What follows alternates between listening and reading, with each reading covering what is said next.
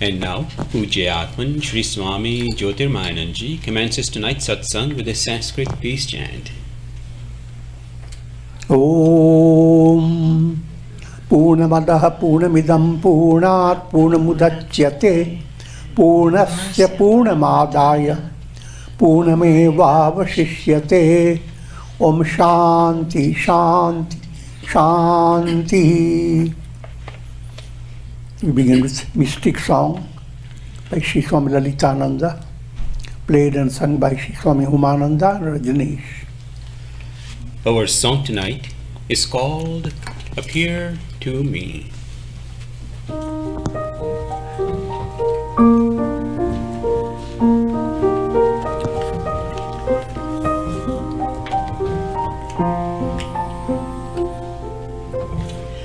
When you walk, the earth smiles and trees bend before you.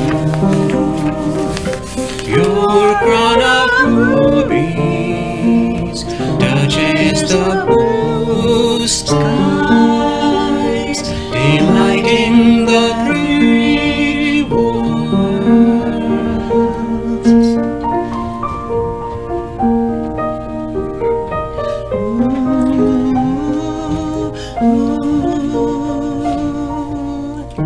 Oh, Goddess Lakshmi, shed your bounty upon me, appear to me. May my dream of your beauty become a reality. Om Shri Mahalakshmi Namaha. Om Shri Mahalakshmi Namaha.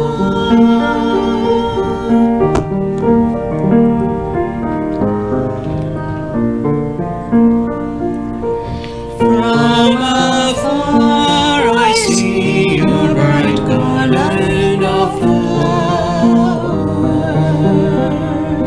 Shower upon me your light, shield me from darkness.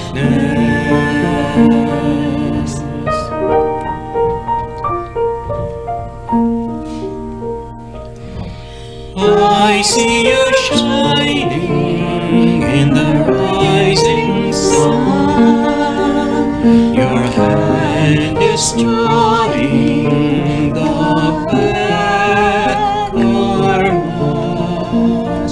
I see you playing in the old lake, melting the floating glow of illusion.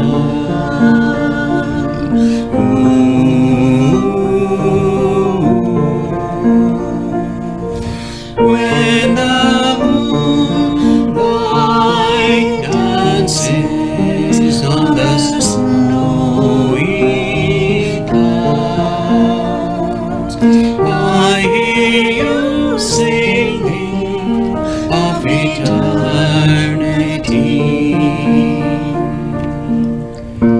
Oh, Goddess Lakshmi, gaze upon me with your infinite beauty. Give me health, wealth, and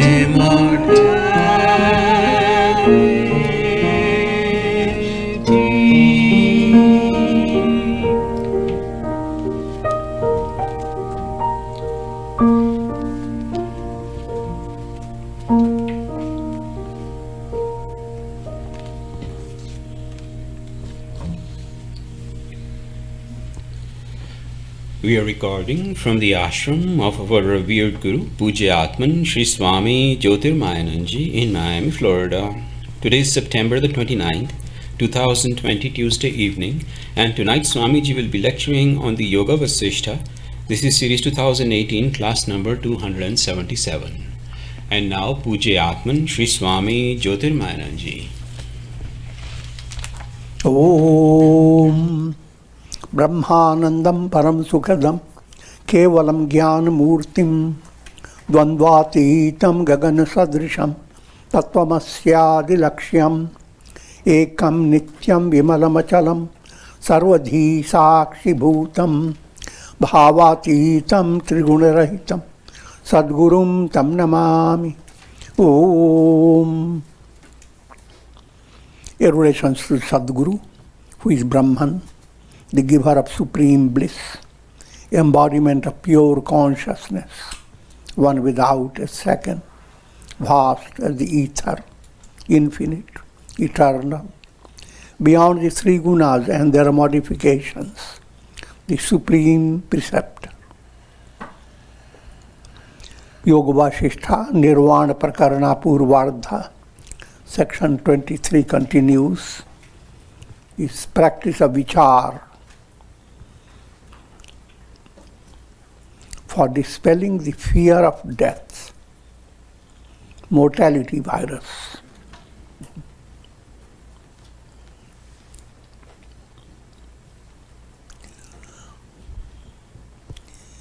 Kagbhushundi continues to share his experience with sage Vasistha. So the setting is presented in such a way that you cannot have any doubt about the authenticity. Sage talking to a sage.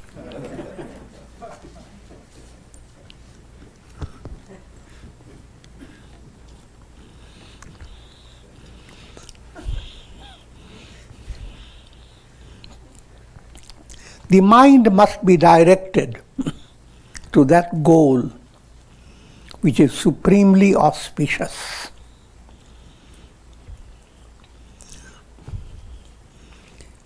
Which is a mass of sweetness, which permeates the beginning, middle and end of all objects of the world, and which is the cessation of all miseries. These are very highly artistic presentation of attributes of Brahman or attributes of God. Mind must turn towards God, Godward mind. Godward mind, you have to always understand, it will imply your change in your life. Your karma should become karma yoga. Your feeling aspect turn into bhakti. Your willing follow dhyana yoga, the path of profound meditation. And your reasoning and understanding, jnana yoga. All these yogas, they are integrated. And if that integral movement begins, now your mind is focused on God, this Godward movement.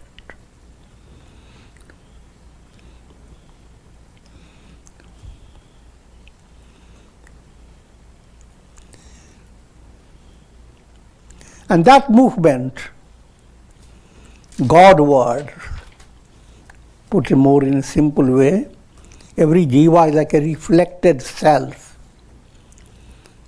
constantly subject to going from one pot to another, facing countless challenges. But Godward vision, the reflected self, focuses on I am the Son.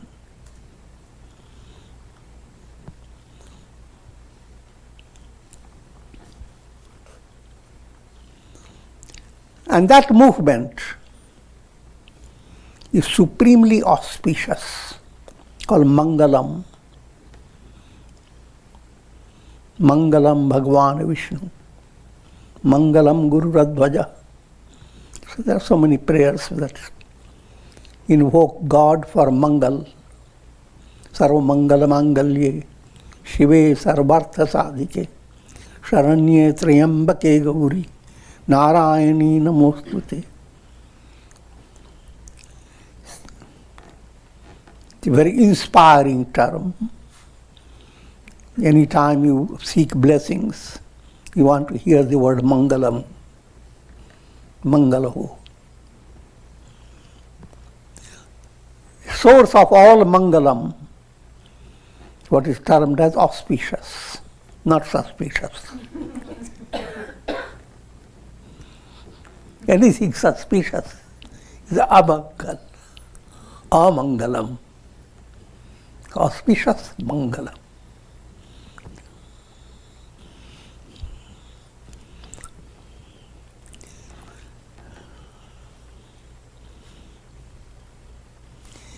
Which is mass of sweetness, madhur. Sanskrit word madhur. Ma, root letter of ma relates to Ananda, Rama, God, Brahman. Dhur, your personality, your soul's movement is in a wheel. And the dhur is the axle.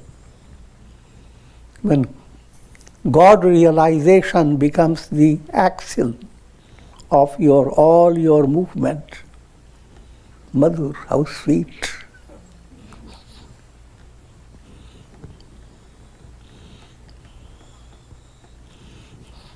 An English word is sweet. That is totally different from sweat.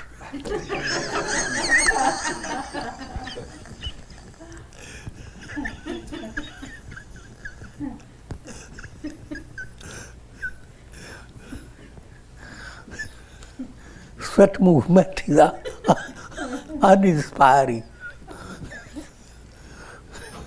Sweet, when your stressful movement becomes inspiring movement. How sweet.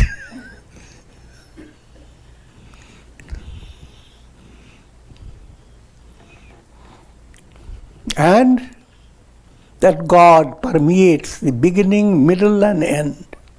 Sarva Vyapak, all permeating God. All this is a matter of mind to reflect upon. Mind hears it, your intellect says, yes, that's the correct thing. But when it comes to your living your daily life, such an important point moves away from the mind.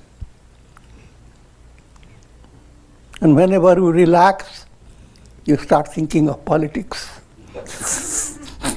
I'm joking, but so many things these days. And coronavirus, and all the data.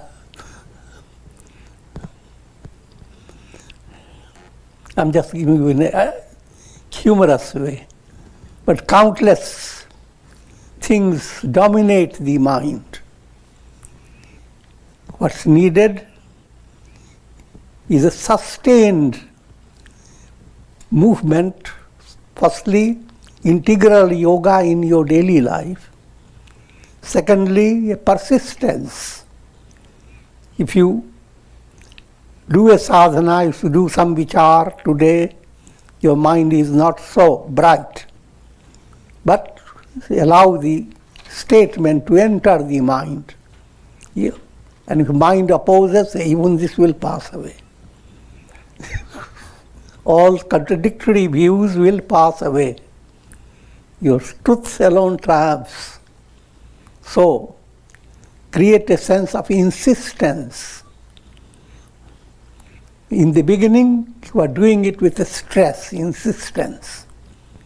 But as mind begins to relax, because the mind operates in different states, The moment mind turns sattvic, it will become a source of inspiration and joy. It will make your whole day wonderful if you have vichar success.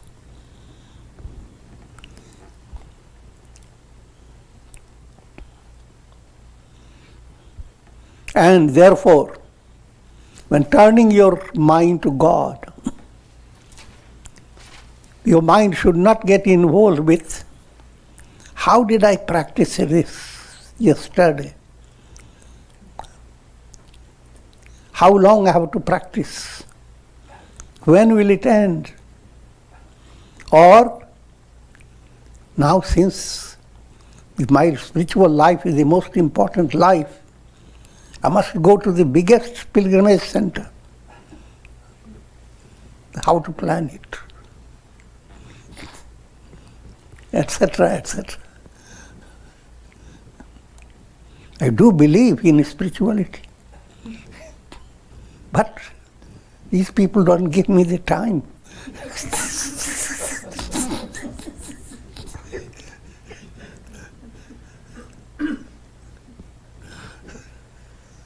So that type of mentality has to be corrected. Something that you love profoundly, you have no problem. A mother has no problem of loving the baby. Nobody has to teach the mother, oh mother, no matter how much you are busy, think of your baby. No, you don't. It is spontaneous. So Godward movement should be spontaneous. Because this movement is not just mother's love for a baby. It is the supreme love. That love cannot be compared with anything in the world. And that's the potentiality in your own heart. All things you love, but your love sentiment, love instinct is never fulfilled until you discover love of God or love of I am. Atmanastu kamaya sarvam priyam bhavati. For the sake of this I am, all become dear. But don't get into the ahamkar.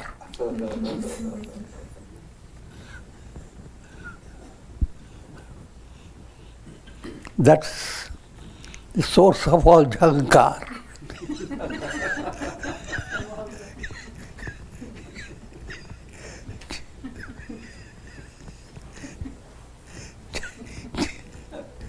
Jahankar means lot of noise.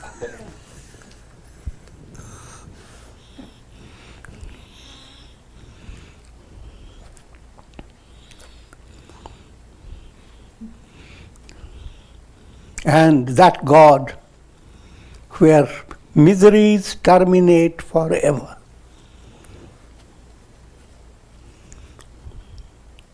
One should direct one's mind. Now, when we have said that, directing the mind to God, the sadhana movement given by sages has simplified it. Adopt your Ishta mantra. Bring to your sadhana the role of japa, reciting the divine name. Now the question, so many divine aspects. Understand they are all aspects. The divine is one and the same.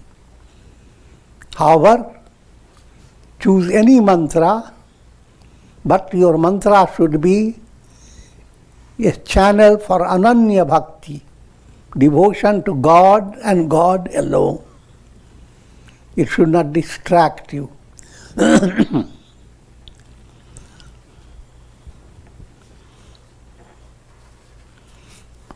And that mantra becomes an inspiration for succeeding as karma yogi, as bhakti yogi, as dhyana yogi, and as jnana yogi.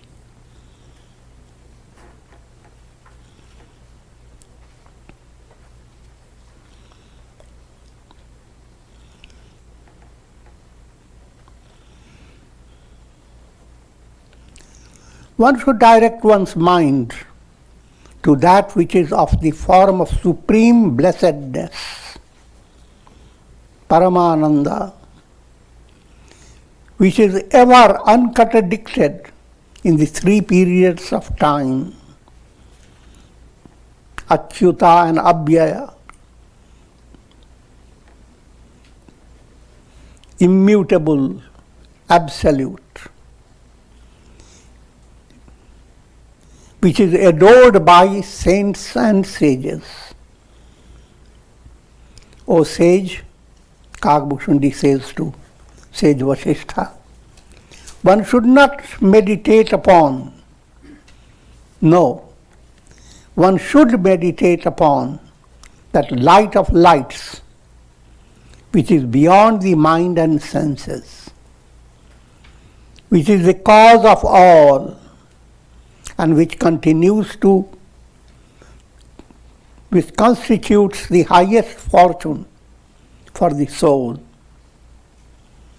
Indeed, there is no fortune greater than the attainment of self-realization. All this statement points to Upanishadic teaching of light of lights. While inquiring into who am I, if you pursue the statement light of lights, first, what makes you experience the world as real? The light of your senses, as if the senses are the lights. But what makes the senses operate? Mind. So now you are understanding the series. One set of light, behind that there is another source of light. And that light has another light. And mind is lit up by intellect, buddhi. Buddhi is lit up by Hiranyagarbha, cosmic mind. Cosmic mind is lit up by the absolute self.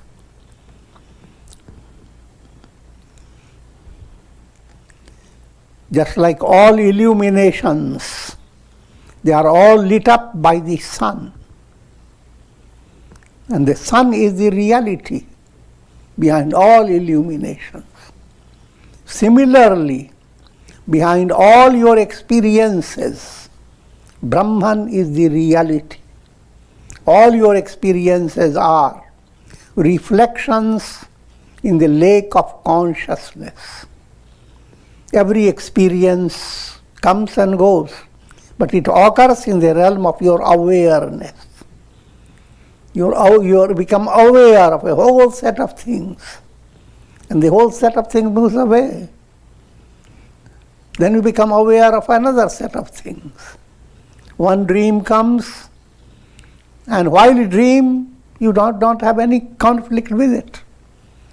Nothing of it is real, but then it seems completely real. But at the same time, one dream goes away, another dream comes.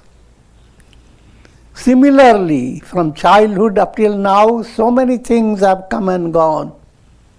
And you don't have to think of big timing. Even one single day, so many aware changes have occurred in your awareness, practical awareness, but not intrinsic awareness. Intrinsic awareness is pure Chaitanya. That Chaitanya remains unruffled. Reflections shuffle and ruffle.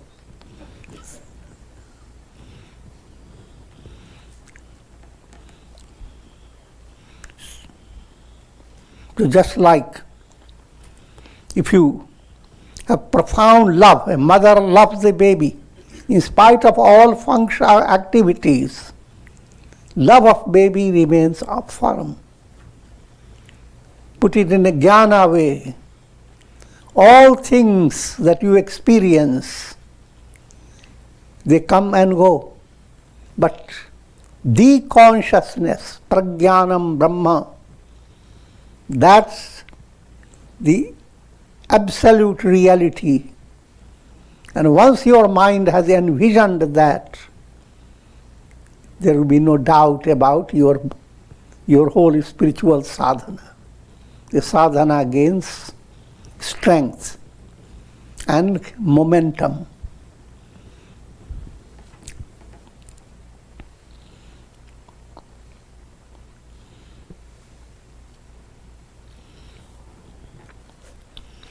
Even the fortunes of gods and demons, as well as of numerous celestial beings, are insignificant compared to the fortune of self-realization.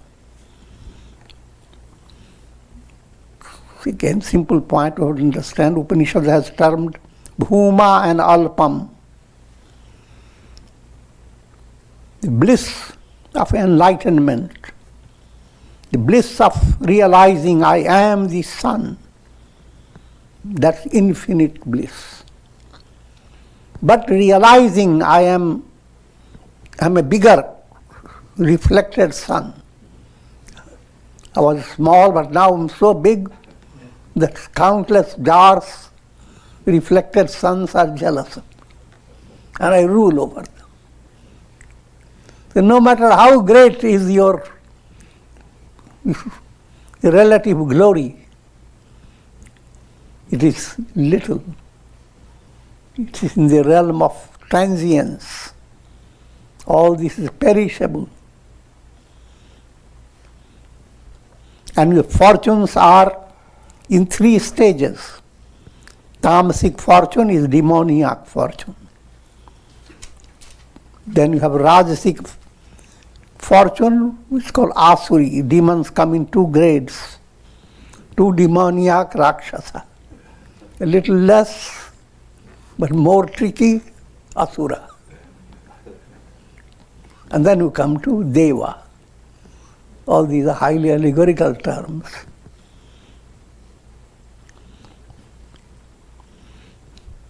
But nowhere can you find absolute joy as long as you are restricted by the 3 gunas of nature, tamas, rajas and sattva. However, out of all these 3 gunas, sattva, if sattva begins to increase, it becomes possible for you to discriminate between preya and shreya, between that which is transient and that which is eternal. And with enhancement of sattva, your goal becomes triguna-atita, transcending the 3 gunas. In the state of Brahman, all is transcended. Even the fortunes of gods and demons,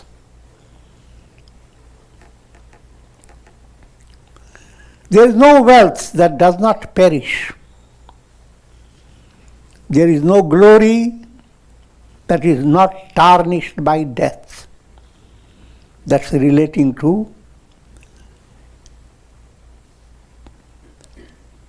any attainment in the world process. No matter how fortunate become, it will perish. No glory, no matter how famous and glorious you may be, that will not last long. There is no object of pleasure on the earth and in the heavens which is not subject to change and destruction. Earth and heavens, earth is physical, worldly realities, and heaven is celestial, astral. And all these are subtle details.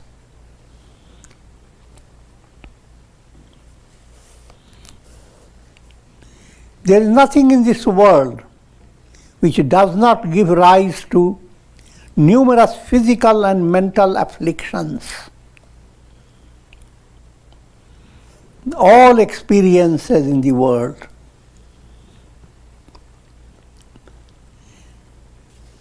the very fact that you are confined to these experiences is because of disease called avidya, ignorance, called mool adhi, the root disease. If that disease is not there, you are swasth. Your swa is in a sthita prajna state. Swa is yourself. Aswasth, you are not in sthita prajna, you are dependent on body, mind, senses. So you are not at ease. This is a disease.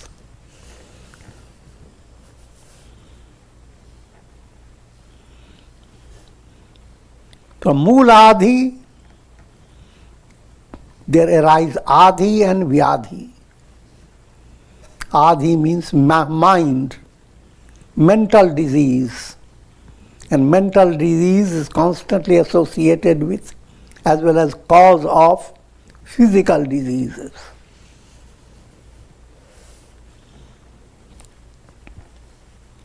So ignorance, the big disease, mool, paves the way for experiencing this world.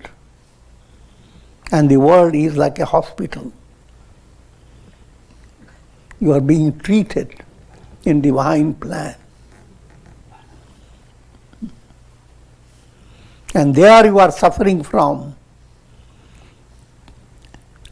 mental and physical diseases. First, understand the relationship between mind and body. And that can remind you of the Gita statement. Dhyayato vishayan punsa sangasteshu pajayate. You allow certain sentiments to be sustained by your mind, something you loved it. Now you are bringing to your mind again and again.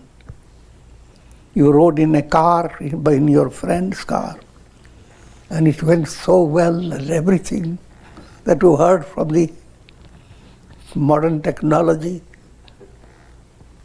how Shri guided you.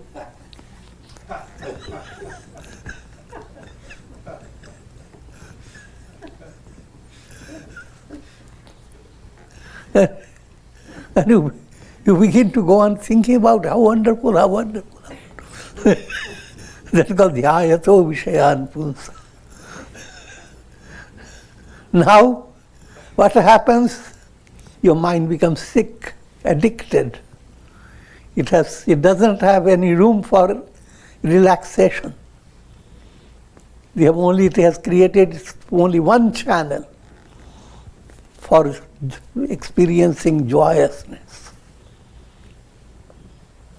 And as you become so dependent, sangat sanjayate kamah, now you are constantly full of desire.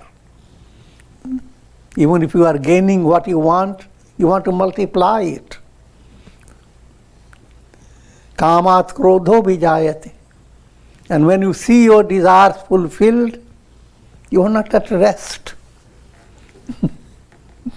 Either you are elated or you are depressed. You are elated, you are jumping up and down without caring for whether your feet will sustain the jumps or not.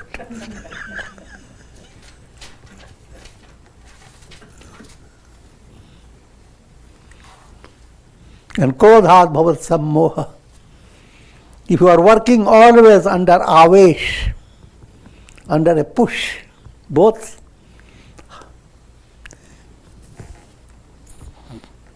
joy and sorrow, harsh vishad, both create in your mind avesh. Avesh means sudden temper. Do some activity but with certain temper behind it, not rationality.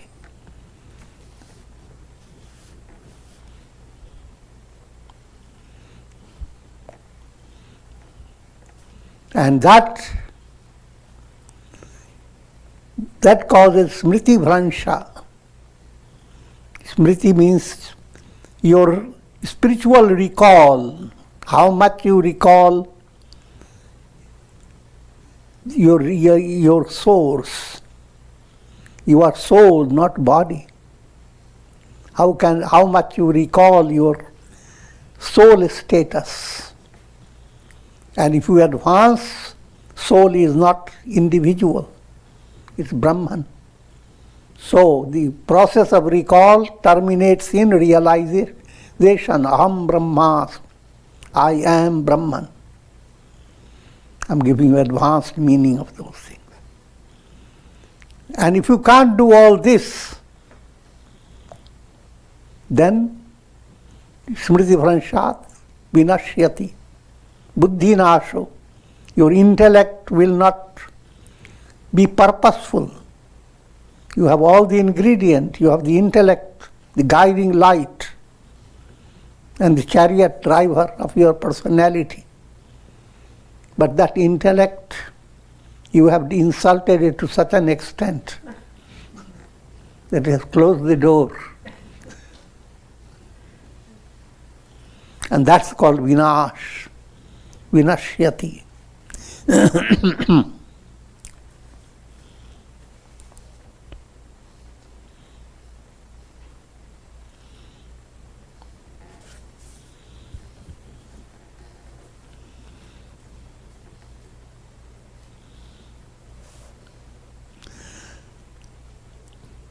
There is nothing to be gained by the numerous desires that continue to mold the mind in different forms.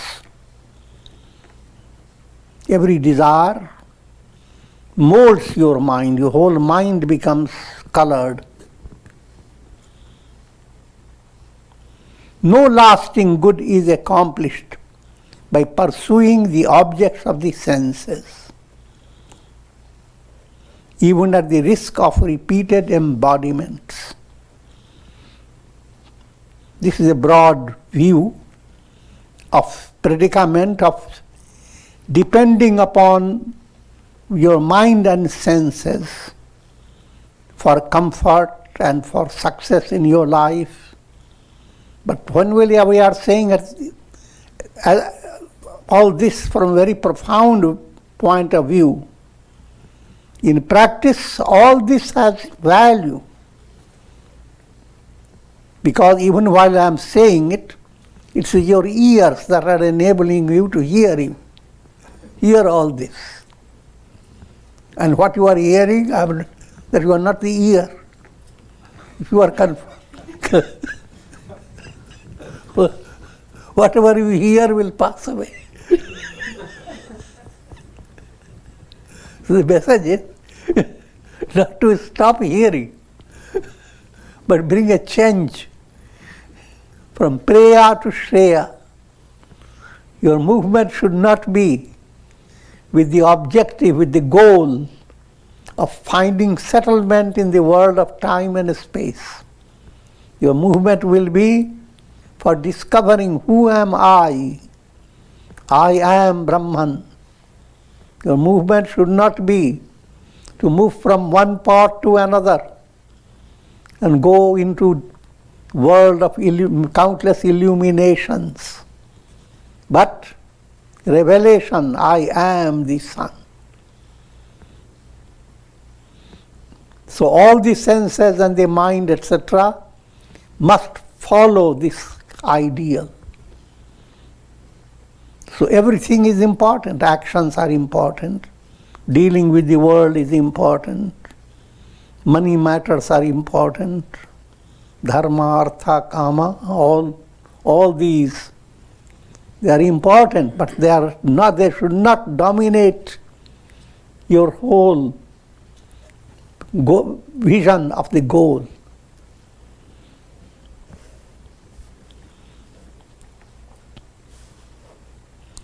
No lasting good is realized by acquiring the knowledge of the perishable objects of the world.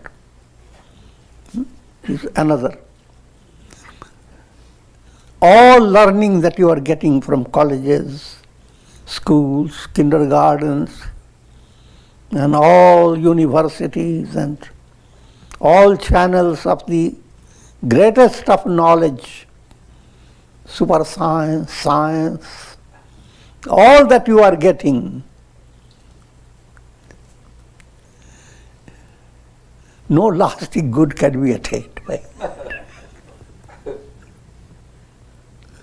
This is called apara-vidya and para-vidya.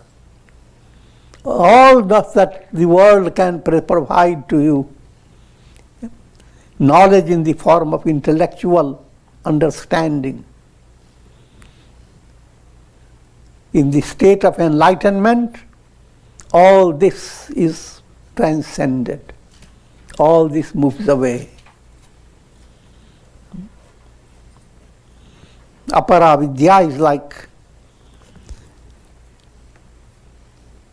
going after the stories of reflected suns.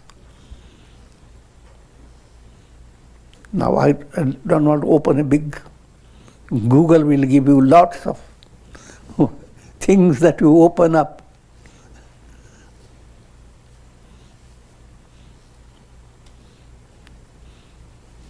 The world of history, the world of geology, the world of astronomy, and so forth, countless worlds, and countless types of knowledge. But at the same time, I have explained already that while you are progressing, all that is practically needed as in your sadhana. But sadhana, they are needed only to lead you to the transcendent goal. If they are not leading you to the transcendent goal, and you are sticking with your sadhana stage, then that's not success, divine success. In other words, all that I am saying, whenever we emphasize the whole world is nothing, neti neti, don't make yourself feel that it is such a simple thing. I will not look at anything from tomorrow.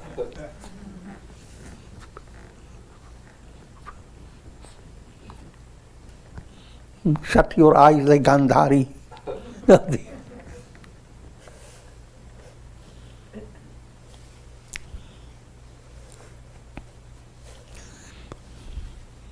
So the scriptures speak of two types of vidya, knowledge. One is called apara vidya, lower knowledge. Lower knowledge is all types of knowledge that you receive in schools and colleges. Paravidya, supreme knowledge. Knowledge that you gain by satsanga, by scriptures such as Upanishads, Gita, Brahma Sutras. That again, not just in the state of intellectual understanding, but intuitional revelation. Once intuitional revelation has come, even the scriptures, etc., they move away. Bandhan, mukti, bondage, release, scriptures, and so many details, they all drop out. But they drop out spontaneously. You don't have to drop them out.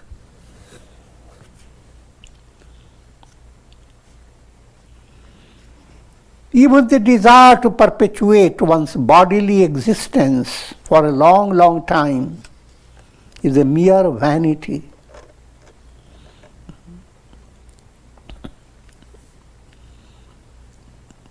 And yet it is so instinctive in human mind that all blessings are live long.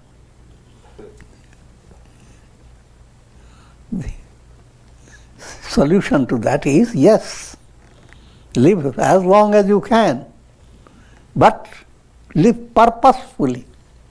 Live for fulfilling the purpose. Not just live. So many creatures live.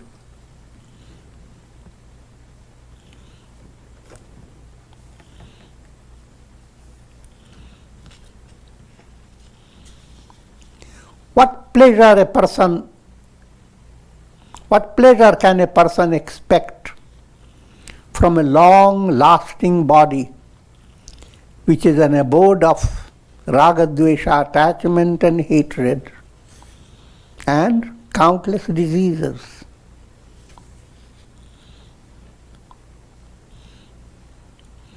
So the message is for mature mind to understand that you are living very healthy life and you have gotten some type of a special blessing that you will live on for 300 years.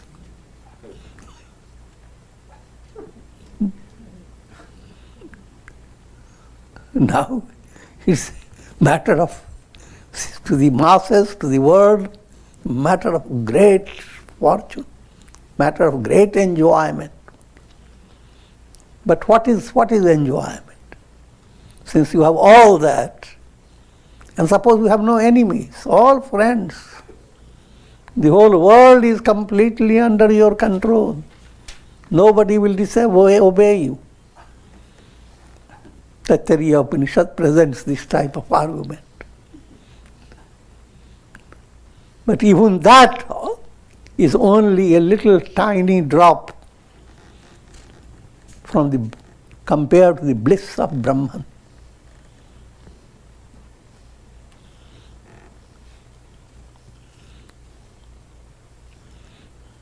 But come back to more practical reality. Long life doesn't mean that you are full of blessings. You are holding on to some serious disease, cancer or things of that nature, holding on some mental disease and living on. That long life, the life of a hell.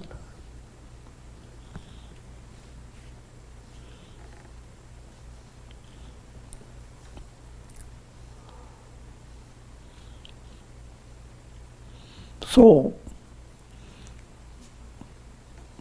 just longevity is not the goal. There is no place in the heaven and earth that could be desirable for one who is endowed with viveka, discriminative intellect, that separates, that insight that separates the self from the not self. Your body, mind, intellect all come under the category of not self. Self, Brahman, the absolute, Madhur, absolutely sweet, sorrowless, all permeating, immutable, and so forth.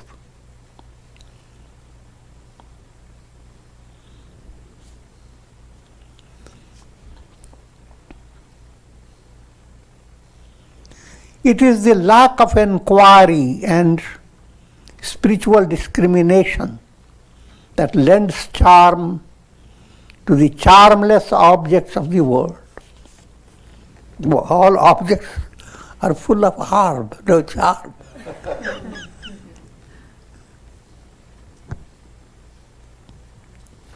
But since the vivek, that subtle intellect that separates truth from falsehood, if that vision is not there, then the world is a big, great mirage, and you are very dear, go to the mirage.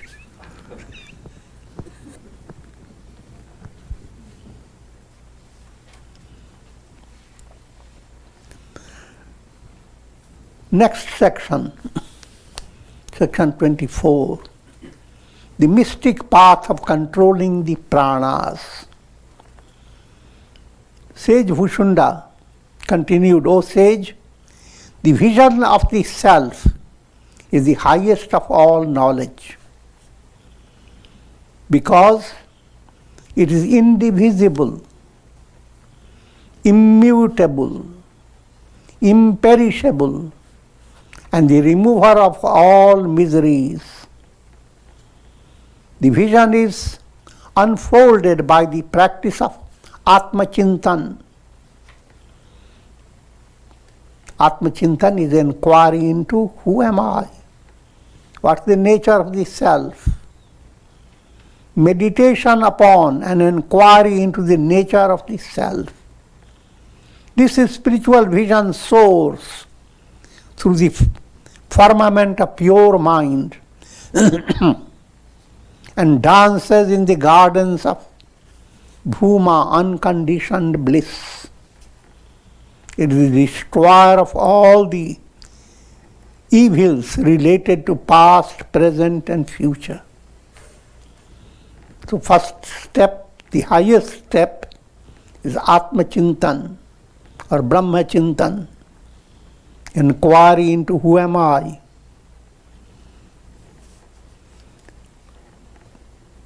This form of spiritual inquiry is possible only by those who are highly advanced. So this is the first class aspirant. Aspirants who are endowed with the qualities of Adhikari Chatushtaya, fourfold qualifications, and just I will enumerate them. First qualification, Vivek. You are developing a subtle, sensitive understanding. What is wrong, what is right, what is false, what is real. Naturally, the moment you have that type of understanding, you will avoid that which degrades you and follow that which will uplift you. And Vivek, next Vairagya. Therefore, you do not allow your mind to be fascinated by things that degrade you. The more and more dispassion begins to develop. Dispassion towards pleasures of the senses and all those factors that keep the soul involved with the world process. And then comes a set of 6 virtues.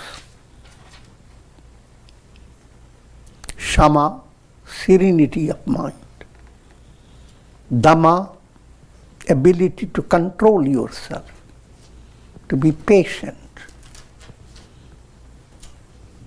not suddenly rush out.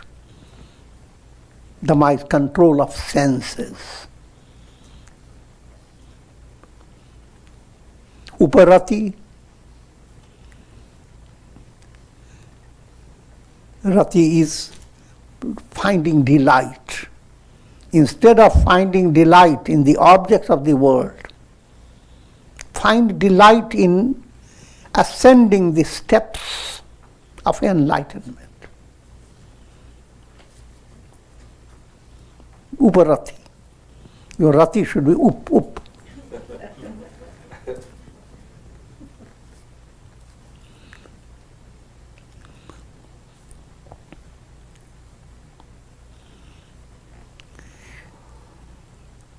Titiksha, practice of endurance. Shraddha, faith. And samadhan. Samadhan, do not live with mental conflict. Mind should be completely relaxed. If you have bhakti, devotion to God, and develop a sense of surrender, you are promoting samadhan. And as spiritual understanding advances, that the The truth is Brahman, and you are essentially Brahman. You are like the sky.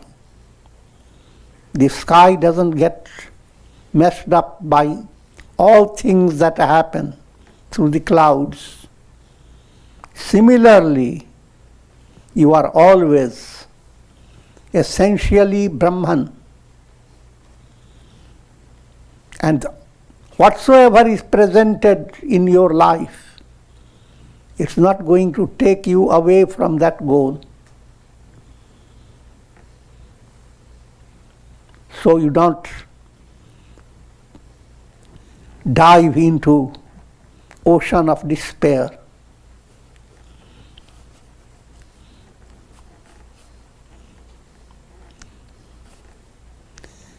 So all this together is called Sat Sampat, 6 qualities. And fourth is called Mumukshutva, burning aspiration.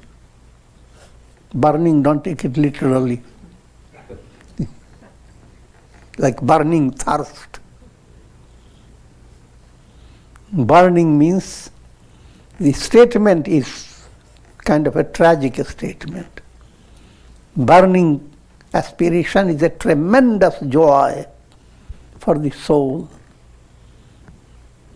When the lion has looked at the deer, that's his target, he's so much delighted. The burning aspiration. The eyes begin to shine up, and so forth. I'm giving very joking aspect, but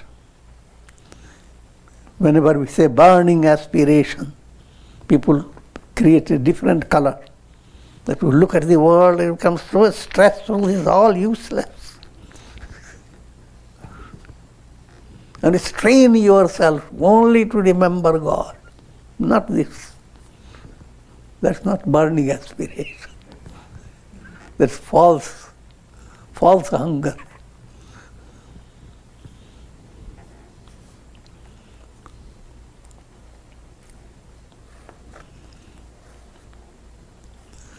Now, in order to secure your Atma Chintan in a profound way and give success to it, what is needed is Prana Chintan, to understand the role of vital forces, how they impact upon your mind, your psychology, and how the vital forces and what all that ends up in your physical body. Just a simple guideline.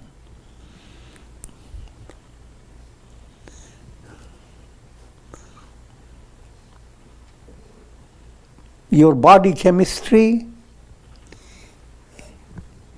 is profoundly linked to your mental state. When joy comes in your mind, immediately nourishment begins to flow in your body in a very subtle way. When sorrow comes into your mind, immediately many centers in your body begins to become devitalized. Vitality begins is withdrawn. So your body is constantly under the influence of your psychic states of mind.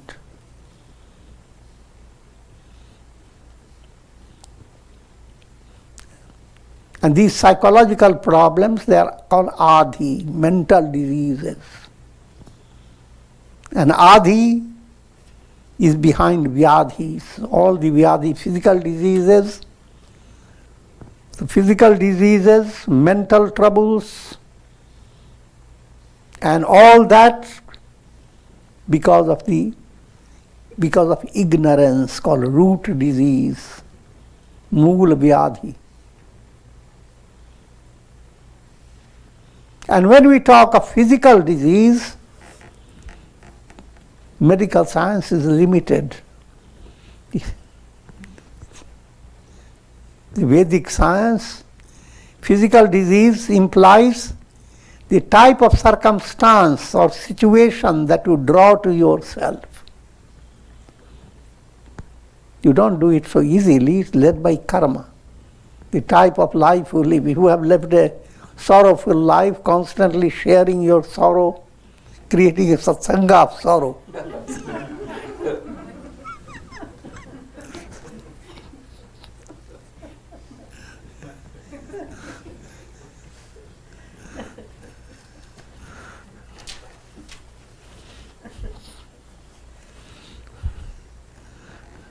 Then naturally your pranas will go haywire.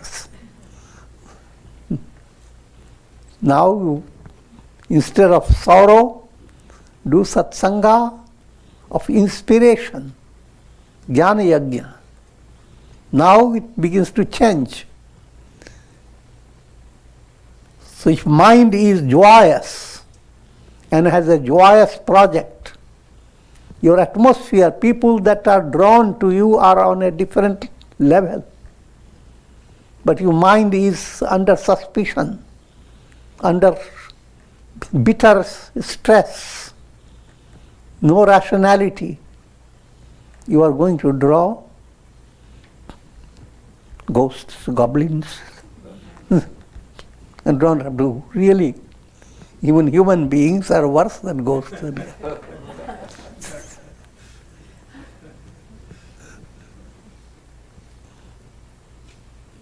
So, how karma puts you in different situations, and you are drawing all those situations, backed up by law, by God's presence within. Because by doing all this is designed by God's law. The purpose behind it so that you seek real health. And real health implies all those qualities to develop, Atma Chintan, and health in every state, health of the body, health of the mind, health of the body, health of the mind. These are the topics for Hatha Yoga, Kundalini Yoga, Raja Yoga, and all these are implied to help Atma Chintan. Atma Chintan is the profoundest level. More insight we will continue to give next time. Om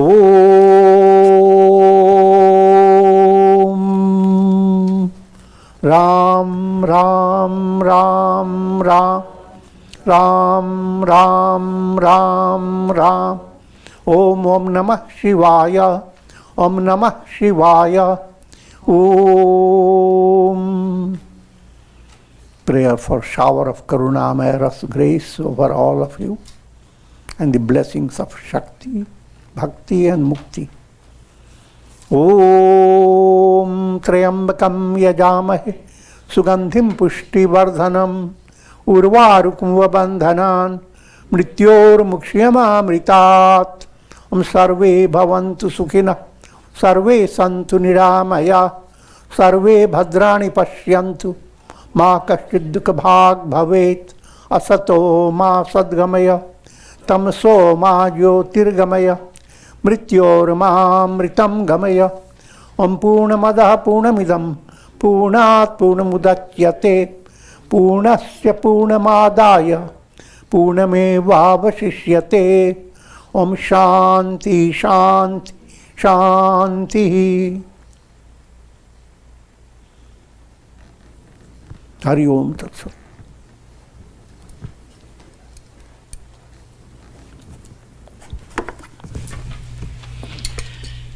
Would anyone like to ask a question tonight?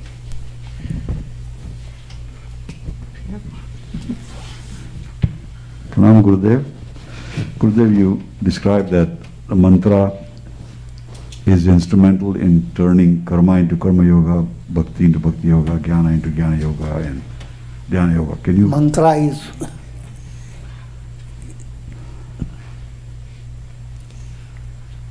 mantra means bringing God in your project.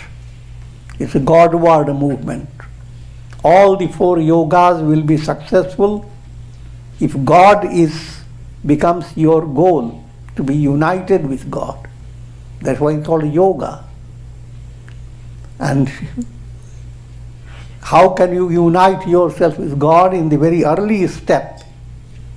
By mantra. So therefore, when you have chosen mantra, Ishta mantra, you have been initiated. You have become a sincere aspirant, and you have a basis, foundation, support, which is mantra. Mantra gives twofold support. It enables your mind to have certain strengths, and you succeed in your practical realities. Another type of strength is the strength of grace. When mantra becomes a channel of divine grace, we say mantra chaitanya has become awakened. It has exploded, dynamic. And that happens automatically. Mantra plays the role of like homeopathic pills. They are very little. I put it under the tongue. But then there is a great potency behind it. So mantra, you put it under your tongue. Recite. But then the potency goes, touches your mind. And potency you don't understand, because there's a lot of subtle insight. Because mantra is root letters. Root letters touch psychic centers. When those centers are being touched by the chanting of mantra, automatically mind goes through positive changes, healthy changes.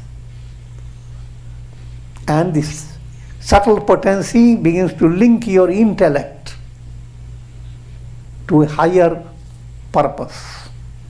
In other words, it begins to straighten your movement towards God realization.